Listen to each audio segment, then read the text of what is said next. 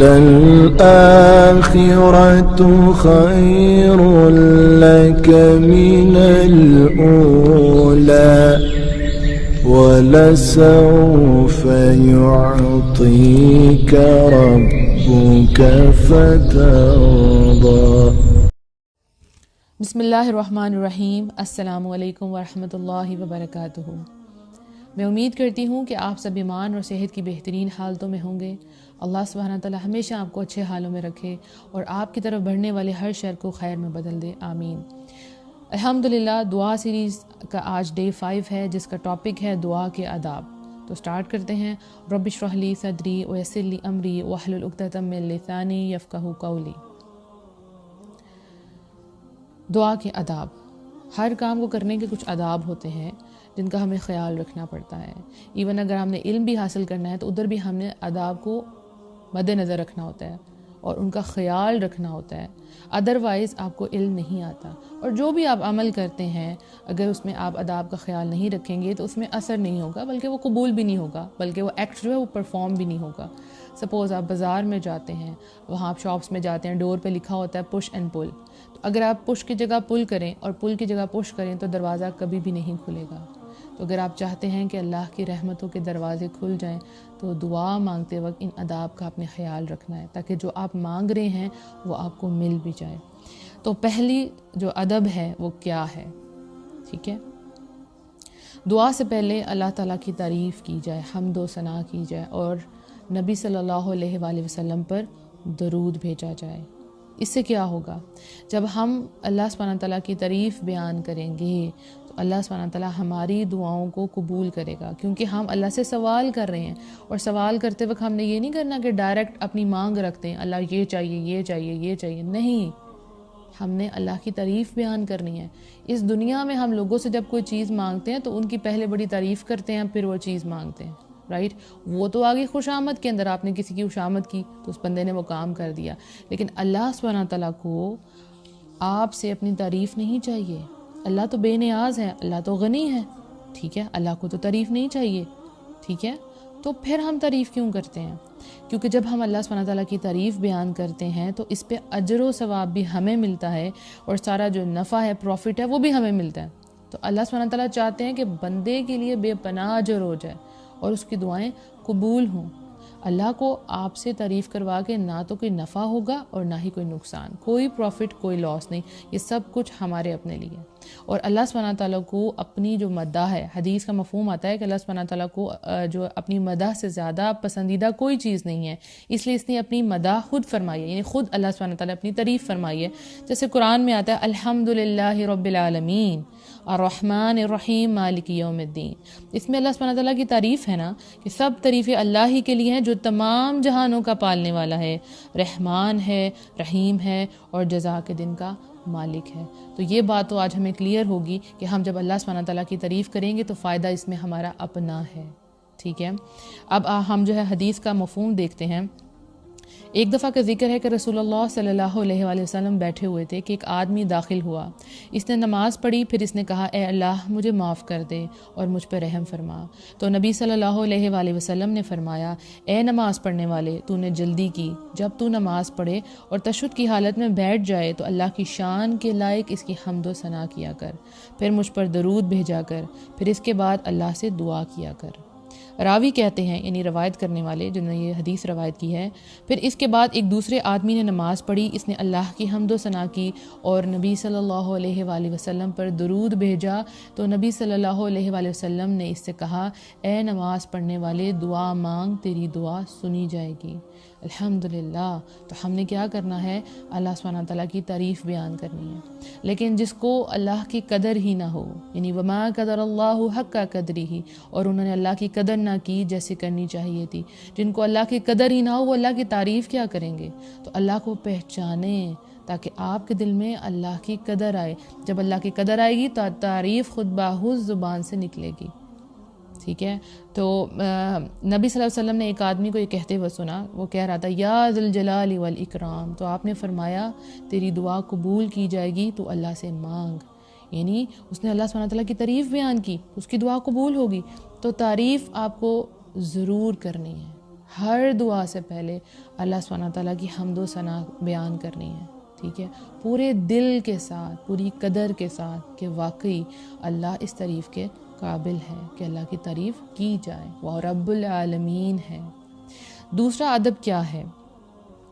دوسرا ادب ہے اللہ تعالیٰ سے اسم اعظم کے ذریعے دعا کریں۔ اسم کیا ہے؟ ناؤن، یعنی کوئی بھی نام، رائٹ؟ اور اعظم کسے کہتے ہیں؟ عظمت والا، عظیم، بہت بڑا۔ تو کچھ دعائیں ایسی ہیں، کچھ کلمات ایسے ہیں جن کے اندر اسم اعظم ہے، اور ان کے ساتھ جب دعا کی جائے تو وہ قبول ہوتی ہے۔ یہاں میں آپ کو اپنی فیوریٹ دعا بتاتی ہوں۔ نبی صلی اللہ علیہ وسلم نے ایک آدمی کو یہ کہتے ہوئے سنا، اللہم انی اسألک بانی اشہد انک انت اللہ لا الہ الا انت الاحد الصمد الذی لم یلد ولم یولد ولم یکن لہ کفوا احد۔ اے اللہ، میں تجھ سے سوال کرتا ہوں اس بات کی بنا پر کہ میں گواہی دیتا ہوں کہ بے شک تو ہی اللہ ہے، تیرے سوا کوئی الہ نہیں ہے، تو اکیلا ہے، بے نیاز ہے، تو وہ ہے جس کی اولاد ہے، نہ وہ کسی کی اولاد، اور اس کا ہمسر کوئی نہیں۔ اس آدمی کی بات سن کر نبی صلی اللہ علیہ وآلہ وسلم نے فرمایا، اس نے اللہ کے اسم اعظم کے ساتھ سوال کیا ہے کہ جب کوئی اس کے ذریعے دعا مانگتا ہے تو قبول ہو جاتی ہے، اور جب کوئی سوال کرتا ہے تو اس کا سوال پورا کر دیا جاتا ہے۔ اللہ اکبر۔ تو جب ہم اللہ سے اسم اعظم کے ذریعے دعا کریں گے تو اللہ سبحانہ تعالیٰ وہ دعا قبول کرے گا۔ تو اس دعا کے اندر توحید کی بات ہے، ایمان کی بات ہے، اور اللہ کی تعریف بھی ہے، الحمدللہ۔ تو آپ نے یہ ضرور کوشش کرنی ہے کہ یہ دعا آپ کو یاد ہو جائے، اور اس دعا کے ساتھ آپ اللہ سبحانہ تعالیٰ سے جو ہے اپنے لیے مانگیں۔ تیسرا جو ادب ہے وہ کیا ہے؟ اللہ تعالیٰ سے حسن ظن رکھیں، ٹھیک ہے؟ حسن ظن کیا ہے؟ اللہ سے اچھا گمان رکھیں، ٹھیک ہے؟ آپ کی دعا جلدی ہو قبول یا دیر سے ہو، آپ کو قبولیت کا یقین ہونا چاہیے، ٹھیک ہے؟ کس طرح کہ قرآن میں آتا ہے وَإِذَا سَأَلَكَ عِبَادِي عَنِّي فَإِنِّي قَرِيبٌ أُجِيبُ دَعْوَةَ الدَّاعِ إِذَا دَعَانِ۔ اور اے نبی، جب تم سے میرے بندے میرے بارے میں سوال کریں تو ان کو بتا دو کہ بے شک میں تمہارے قریب ہوں، جب کوئی پکارنے والا مجھے پکارتا ہے تو میں اس کی پکار کا جواب دیتا ہوں۔ تو جب بھی آپ کو فیل ہو کہ آپ اللہ سے دور ہیں یا اللہ آپ کی نہیں سن رہا، تو اس آیت کو ذہن میں رکھیں کہ جب بھی آپ اللہ سے سوال کریں گے اللہ آپ کو جواب دے گا، کیونکہ وہ کیا ہے؟ فَإِنِّي قریب، اللہ سبحانہ تعالیٰ آپ کے قریب ہے، آپ کی ہر پکار پہ اللہ سبحانہ تعالیٰ آپ کو جواب دیں گے۔ جب کوئی نہیں آپ کو سن رہا، آپ کا رب تو آپ کو تب بھی سنتا ہے۔ وہ کیا ہے؟ اِنَّكَ سَمِيعُ الدُّعَاء، اے اللہ بے شک تو دعاؤں کو بہت سننے والا ہے۔ اس میں سمیع جو اللہ کا نام استعمال ہوا ہے وہ بہت بڑا ہے۔ سمیع عام سننے والے کو نہیں کہتے، یہ اللہ کی صفت ہے، اس میں بہت زیادہ مبالغے کا صیغہ ہے، یعنی اس میں کیا ہے؟ بہت سننے والا، بہت سننے والا۔ تو اللہ سبحانہ تعالیٰ انشاءاللہ آپ کی دعاؤں کو سنے گا، لیکن گمان اچھا رکھنا ہے، قبولیت کا یقین رکھنا ہے۔ تو جب آپ دعا مانگیں تو پھر آپ کو کیسے یقین آئے گا کہ اللہ سبحانہ تعالیٰ نے آپ کی دعا قبول کر لی ہے؟ اس کے بارے میں سورہ ال عمران میں آتا ہے، ان کے رب نے ان کی دعا قبول کر لی اور جواب دیا کہ میں یقیناً کسی عمل کرنے والے کے عمل کو خواہ وہ مرد ہو یا عورت ضائع نہیں کرتا۔ تو جب آپ یہ آیات کو، ان کا ترجمے کو ذہن میں رکھتے ہیں تو پھر آپ کو دعا کی قبولیت پہ بھی یقین آ جاتا ہے کہ آپ جو بھی عمل کرتے ہیں اللہ اس کو ضائع نہیں کرتا، آپ جو بھی دعا کرتے ہیں اللہ سبحانہ تعالیٰ اس کو قبول کرتا ہے۔ وَقَالَ رَبُّكُمُ ادْعُونِي أَسْتَجِبْ لَكُمْ، اور تمہارے رب نے فرمایا کہ تم مجھے پکارو، میں تمہاری دعائیں قبول کروں گا۔ تو آپ نے اللہ سے مانگنا ہے۔ شرط کیا ہے؟ قبولیت دعا کے لیے بندے کو پکا یقین ہو کہ جو اس نے مانگا ہے انشاءاللہ اسے اللہ سبحانہ تعالیٰ عطا فرمائے گی، انشاءاللہ۔ تو ہمیشہ ذہن میں رکھنا ہے کہ اللہ سبحانہ تعالیٰ آپ کے قریب ہے، کس طرح؟ اپنے علم، احاطے اور اپنی نگہداشت کی بنیاد پر، ٹھیک ہے؟ تو نبی صلی اللہ علیہ وسلم نے ہمیں حکم دیا ہے کہ ہم قبولیت دعا کا جو معاملہ ہے وہ اللہ کے سپورٹ کر دیں، یعنی اللہ کو سونپ دیں، ٹھیک ہے؟ اور اپنی امیدوں کے بر آنے کا یقین رکھیں کہ جو آپ نے امید رکھی ہے انشاءاللہ وہ پوری ہوگی، ٹھیک ہے؟ رسول اللہ صلی اللہ علیہ وسلم نے فرمایا اللہ تعالیٰ سے اس حال میں دعا کرو کہ تمہیں قبولیت کا یقین ہو، آپ نے جب دعا مانگنی ہے تو آپ یقین کے ساتھ دعا مانگے، اور جب یقین کے ساتھ دعا مانگے تو اپنا معاملہ پھر اللہ کے سپورٹ کر دیں، اللہ کو سونپ دیں۔ ہمیں اللہ کی رحمت بہت وسیع ہے، اس پہ یقین ہونا چاہیے۔ ہمیں اللہ کے فضل پہ یقین ہونا چاہیے کہ اللہ کا فضل بہت ہے۔ تو جب آپ دعا مانگیں تو سچی امید اور خلوص کے ساتھ دعا مانگیں۔ تو دعا کے قبول ہونے کی سچی امید ہونی چاہیے، ٹھیک ہے؟ اگر آپ کو امید ہی نہیں ہے تو اس دعا میں خلوص نہیں ہو سکتا، اس میں پیورٹی کبھی بھی نہیں آئے گی۔ آپ جب دعا مانگ رہے ہوں گے آپ کو یقین نہیں ہے تو آپ بالکل دل سے وہ دعا نہیں مانگ رہے ہوں گے۔ تو اللہ سبحانہ تعالیٰ تو آپ کو تب بھی عطا کرتا ہے جب آپ اللہ سے نہیں مانگ رہے ہوتے، یعنی کہ آپ بہت سی چیزیں اللہ سبحانہ تعالیٰ نے آپ کو بغیر مانگے دی ہیں، تو جب آپ مانگیں گے تو پھر اللہ سبحانہ تعالیٰ آپ کو ضرور عطا کرے گا، ٹھیک ہے؟ رسول اللہ صلی اللہ علیہ وسلم نے فرمایا، بے شک تمہارا رب شرم و حیا کا مالک ہے، وہ بڑا کریم ہے، وہ اپنے حضور میں اپنے بندے کے اٹھے ہوئے ہاتھوں کو خالی ہاتھ لوٹانے سے شرماتا ہے۔ یعنی آپ کے ہاتھوں کو خالی لوٹانے سے اللہ سبحانہ تعالیٰ شرماتا ہے۔ وہ کبھی بھی آپ کچھ مانگ رہے ہیں، ہو نہیں سکتا کہ اللہ سبحانہ تعالیٰ آپ کو عطا نہ کریں۔ سخاوت کی انتہا ہے نا، تو پھر اللہ سے مانگے، ضرور مانگے۔ تو جیسا آپ معاملہ کریں گے، یعنی دعا کے بارے میں جیسا آپ کا معاملہ ہوگا ویسے ہی آپ کو رسپانس کیا جائے گا، ٹھیک ہے؟ اللہ عز و جل فرماتے ہیں، میں اپنے بندے کے ساتھ اسی طرح کا معاملہ کرتا ہوں جیسا وہ مجھ سے گمان کر رکھتا ہے، اور میں اس کے ساتھ ہوتا ہوں جب وہ مجھے یاد کرتا ہے۔ یعنی حسن ظن رکھنا کتنا ضروری ہے کہ جس طرح سے آپ اللہ سے دعا کریں گے ویسا ہی آپ کے ساتھ معاملہ کیا جائے گا۔ تو بندے کو مایوس ہو کے، نا امید ہو کے دعا نہیں مانگنی، بہت یقین کے ساتھ دعا مانگنی ہے کہ اللہ ضرور میری دعا قبول کرے گا، مجھ پہ رحم کرے گا، ٹھیک ہے؟ اور جب ہمارا گمان اچھا ہوتا ہے نا تو ہم نیکی کی طرف بھی جاتے ہیں، ہم سے اچھے اعمال ہوتے ہیں۔ کیوں کہ دیکھیں، جب کوئی بندہ عمل کرتا ہے تو اس کے ذہن میں ہوتا ہے کہ اللہ سبحانہ تعالیٰ قبول کرے گا اور مجھے اس پہ اجر دے گا، تو پھر وہ اور زیادہ نیکیوں کی طرف جاتا ہے۔ اب کچھ لوگ کیا کرتے ہیں کہ نیک کام کرتے ہیں اور پھر سوچتے ہیں پتہ نہیں قبول ہوا کہ نہیں ہوا۔ ان کو قبولیت پہ جب یقین نہیں ہوتا تو پھر وہ آگے نیکی کی طرف موو بھی نہیں کرتے۔ تو اچھا گمان ہونا آپ کو نیکیوں کی طرف لے کے جاتا ہے، الحمدللہ نیک اعمال کی طرف لے کے جاتا ہے۔ تو اچھا گمان رکھنا ہمیشہ، اور آپ کے ساتھ ویسا ہی معاملہ کیا جائے گا جیسے آپ اللہ کے بارے میں گمان کریں گے۔ اس کے بعد نیکسٹ ادب میں کیا آتا ہے؟ اعتراف گناہ، کہ آپ جب دعا مانگیں تو اللہ سبحانہ تعالیٰ کے سامنے اپنے گناہوں کا اعتراف کریں۔ یعنی آپ مانگیں اللہ تعالیٰ سے، جب دعا مانگیں تو پہلے اپنے گناہوں کا اعتراف کریں کہ اللہ سبحانہ تعالیٰ ہم سے یہ غلطی ہو گئی ہے۔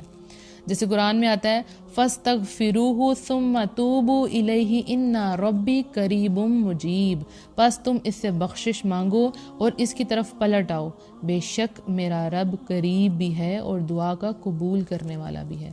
تو استغفار، یعنی اللہ سے اپنے گناہوں کی معافی ضرور مانگنی چاہیے۔ اس کے بعد اگلا ادب کیا ہے کہ جب آپ دعا مانگے نا تو آپ کا جو ارادہ ہے نا وہ بڑا پکا ہو، ٹھیک ہے؟ یعنی کہ یہاں پہ ایک غلطی ہوتی ہے ہم سے کہ جب ہم دعا مانگتے ہیں تو اللہ سے کہتے ہیں اگر یہ آپ بہتر سمجھے تو، بہتر بھی نہیں بلکہ یہ کہتے ہیں کہ اگر آپ یہ چاہتے ہیں تو یہ قبول کر لیں۔ یعنی بہتر کی تو دعا تو اچھی بات ہے، اللہ تعالیٰ اگر اس میں بہتر ہے تو میرا معاملہ درست کر دے، لیکن یہ الفاظ کہنا کہ اگر تو چاہتا ہے تو مجھے عطا کر دے، یعنی اس کو میں ایکسپلین کروں گی ایک حدیث سے۔ نبی صلی اللہ علیہ وسلم نے فرمایا، جب تم میں سے کوئی دعا کرے تو اسے چاہیے کہ وہ پختہ یقین کے ساتھ دعا کرے، وہ اس طرح ہرگز نہ کہے اے اللہ اگر تو چاہتا ہے تو مجھے عطا کر دے۔ بات دراصل یہ ہے کہ اللہ کی ذات کو کوئی مجبور کرنے والا نہیں ہے، تو اس طریقے سے دعا نہیں کرنی کہ اگر آپ عطا کر دیں تو میں شکر کروں گا اور اگر آپ قبول نہیں کریں گے تو میں آپ کو مجبور نہیں کرتا۔ تو اللہ کو تو کوئی چیز مجبور نہیں کر سکتی، تو اس طرح سے دعا نہیں کرنی بلکہ پورے یقین کے ساتھ اللہ سبحانہ تعالیٰ سے دعا مانگنی ہے انشاءاللہ۔ اس کے بعد نیکسٹ ادب میں آتا ہے کہ دعا جب آپ کریں تو اس کے الفاظ کو 3 دفعہ دہرائیں، اس میں ایک تاکید آ جائے گی اور پتہ چلے گا کہ جو مانگنے والا اس کو کتنی زیادہ دعا کی لالچ ہے کہ اللہ سبحانہ تعالیٰ اس کو قبول کر لیں۔ تو 3 دفعہ مانگنے سے اس دعا میں اثر ہوتا ہے، جیسے کہ نبی صلی اللہ علیہ وآلہ وسلم نے فرمایا، جو شخص 3 دفعہ اللہ تعالیٰ سے جنت کا سوال کرتا ہے اس کے لیے جنت یہ دعا کرتی ہے، اے اللہ تو اس کو جنت میں داخل کر دے، اور جو شخص 3 دفعہ آگ سے اللہ کی پناہ طلب کرتا ہے تو اس کے لیے آگ یہ دعا کرتی ہے، اے اللہ اس کو آگ سے پناہ دے۔ تو جب 3 دفعہ آپ یہ کریں گے، کوئی بھی آپ نے دعا مانگی تو اس کو 3 دفعہ پڑھیں، یعنی ریپیٹ کریں اس کو، تو آپ کی دعا انشاءاللہ ضرور قبول ہوگی۔ اس کے بعد جب بھی دعا کریں تو جامع کلمات کے ساتھ دعا کریں، یعنی ایسے کلمات جو مفید بھی ہوں اور مختصر بھی ہوں، چھوٹے بھی ہوں اور اوتھینٹک بھی ہوں۔ تو اس میں سب سے اچھی بات کیا ہے کہ جیسے قرآنی دعائیں اور مسنون دعائیں ہیں یہی مانگا کریں، کبھی کبھی ہم بہت لمبی لسٹ اللہ سبحانہ تعالیٰ سے مانگتے ہیں، لیکن اس میں ہمارا دھیان بھی نہیں رہتا، اور کبھی کبھی ہم بہت سی غلط چیزیں مانگ جاتے ہیں، بہت سے ایسے کلمات ہمارے منہ سے نکل جاتے ہیں جس سے اللہ سبحانہ تعالیٰ ناراض ہو جاتے ہیں۔ تو پھر ہم کون سے کلمات سے دعا مانگیں؟ جو اوتھینٹک ہیں، یعنی جو مسنون ہیں، ان کے ساتھ آپ دعا مانگیں۔ نبی صلی اللہ علیہ وسلم نے لمبی دعائیں بھی مانگی ہیں، لیکن زیادہ تر چھوٹی دعائیں مانگی ہیں۔ جیسے نبی صلی اللہ علیہ وسلم نے فرمایا، دعا کرتے تھے، اللہم انی اعوذ بک من شر ما عملت و شر ما لم اعمل، اے اللہ میں تیری پناہ چاہتا ہوں ان کاموں کے شر سے جو میں نے کیے ہیں اور ان کاموں کے شر سے جو میں نے نہیں کیے۔ تو اس میں ہر قسم کا شر آ جائے گا۔ اتنی چھوٹی سی دعا، ایک لائن کی دعا ہے، لیکن ہر قسم کے شر کا اس میں ذکر آ گیا۔ اے اللہ میں تیری پناہ چاہتا ہوں ان کاموں کے شر سے جو میں نے کیے ہیں اور ان کاموں کے شر سے جو میں نے نہیں کیے۔ اب چھوٹی سی دعا ہے لیکن کتنی جامع ہے نا، اور ہے بھی مسنون، ٹھیک ہے۔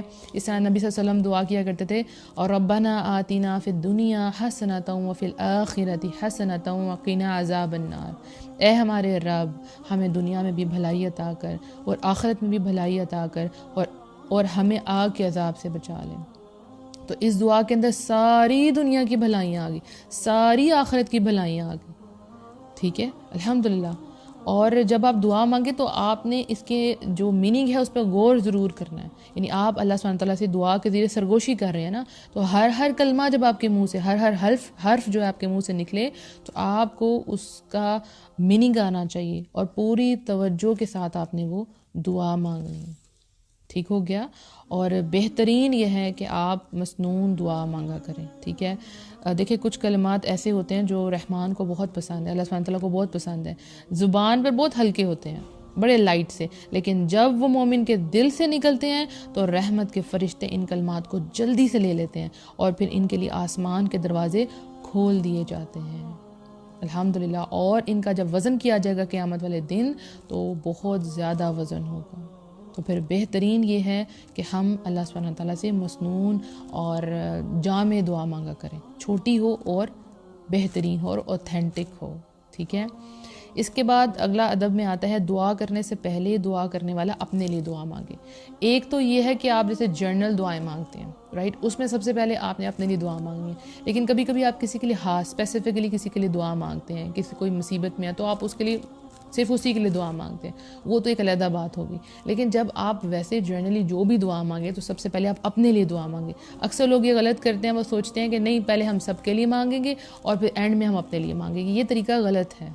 آپ کہیں گے یہ کیسے؟ دیکھیں سورہ حشر میں آتا ہے، اے ہمارے رب ہمارے اور ہمارے بھائیوں کے جو ہم سے پہلے ایمان لائے ہیں گناہ معاف فرما دے۔ تو سب سے پہلے ذکر ہوا اے ہمارے رب ہمارے، اور بعد میں آیا ہمارے بھائیوں کے۔ سب سے پہلے دعا کس کے لیے ہوگی؟ اپنے لیے ہوگی۔ اسی طرح حضرت موسیٰ علیہ السلام کی دعا آپ کے سامنے ہے، اے میرے رب تو مجھے اور میرے بھائی کو معاف فرما اور ہمیں اپنی رحمت میں داخل فرما۔ تو سب سے پہلے اپنے لیے دعا مانگی، بعد میں اپنے بھائی کے لیے دعا مانگی۔ اس طرح حضرت ابراہیم علیہ السلام کی دعا ہے، ربنا اغفر لی ولوالدی وللمؤمنین یوم یقوم الحساب، اے ہمارے رب میری، میرے والدین اور سب مومنوں کی اس دن مغفرت کر دینا جس دن حساب ہوگا۔ تو سب سے پہلے کس کے لیے دعا مانگی؟ اپنے لیے اور پھر والدین کے لیے، رائٹ۔ تو طریقہ یہی ہونا چاہیے کہ سب سے پہلے اپنے لیے دعا مانگے، اس کے بعد سب کے لیے دعا مانگے۔ اور ایک اور بات یہاں سے پتہ چلتی ہے کہ مومنین کی عادت ہے یہ کہ وہ اپنی دعاؤں کے ساتھ اپنے بھائیوں کو بھی اس خیر میں شامل رکھتے ہیں، اپنی دعاؤں میں، بھلائی میں ان کا بھی حصہ ڈالتے ہیں۔ تو ہمیں اپنے ساتھ ساتھ ان کے لیے بھی دعا مانگنی چاہیے انشاءاللہ۔ اور اس کے علاوہ امپورٹنٹ جو ادب ہے وہ کیا ہے کہ دعائیں جو ہے مستحب اوقات میں مانگا کریں، یعنی وہ اوقات جن میں دعائیں قبول ہوتی ہیں اس میں دعائیں ضرور مانگا کریں۔ انشاءاللہ جو نیکسٹ ٹاپک ہوگا ہمارا وہ اسی کے متعلق ہوگا کہ آخر وہ کون سے اوقات ہیں جن میں دعائیں قبول ہوتی ہیں۔ تو انشاءاللہ مجھے یقین ہے کہ آپ ان سب جتنے بھی میں نے آپ کو آداب بتائیں ان کا خیال رکھیں گے اور پھر دعا مانگیں گے، کیونکہ اکثر لوگ مجھے کہتے ہیں ہماری تو دعائیں قبول نہیں ہوتی، ٹھیک ہے۔ تو پھر ادب کا خیال نہیں رکھا جاتا تو کیسے دعائیں قبول ہوں گی؟ اب جب آپ ان آداب کا خیال رکھیں گے تو جیسے ہی آپ دعا کریں گے انشاءاللہ آپ کو یقین بھی آئے گا مانگنے کے بعد کہ واقعی آپ نے دعا مانگی اور ایسے مانگنی چاہیے تھی، آپ کو قبولیت کا یقین ہو جائے گا، اور انشاءاللہ جس خیر کا آپ انتظار کریں اللہ سبحانہ تعالیٰ آپ کو بہت عطا فرمائے۔ میری آپ سب کے لیے بہت بہت دعائیں ہیں کہ اللہ سبحانہ تعالیٰ آپ کی تمام جائز دعاؤں کو قبول فرما لے اور آپ کو وہ عطا کرے جس کے آپ منتظر ہیں۔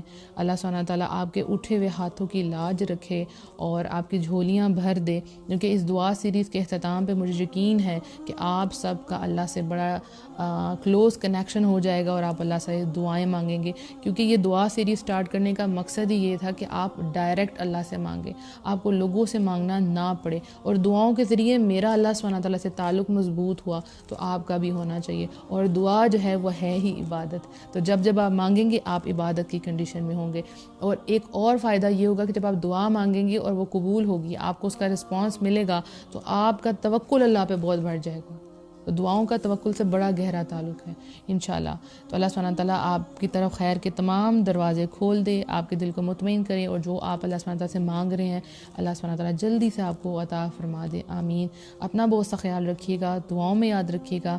السلام علیکم ورحمۃ اللہ وبرکاتہ۔